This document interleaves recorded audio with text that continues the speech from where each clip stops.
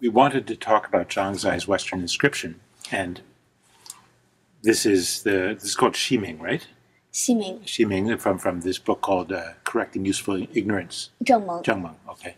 And so I have a claim to make. It seems to me that these first two paragraphs, first two sentences, in fact, that what he's doing by saying heaven is my father, earth is my mother, is to say, well, I am the product of the natural world, heaven and earth. And because I am, then second paragraph, all of us who are born of heaven and earth, all of us who are part of the natural world biologically, are all equal. We're all brothers and sisters. Well, this is a pretty radical statement to say we're all equal.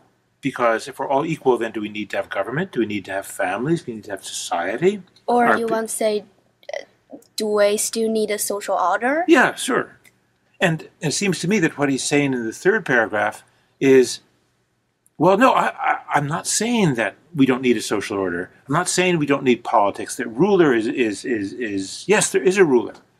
But I can accept him as my elder brother. There are parents, there are the aged. I can accept that too.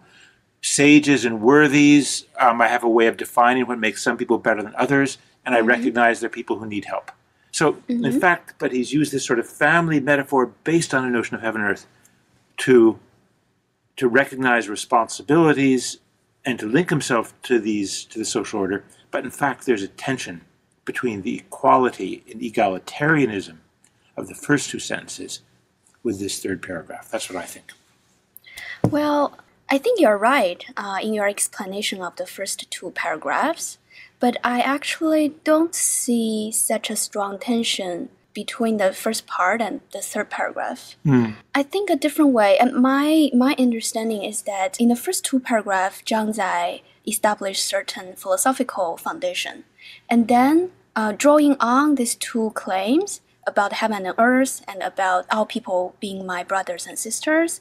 And he made a claim here that given this, then in the real world where we have a lot of different social roles and social hierarchies, we should therefore treat the rulers, the ministers, and different groups of people in a more caring way, or seeing them as fundamentally tied to each other. And tied to us. Tied to us as well. Well, so I actually see a continuity. Yeah. And where I want to see tension.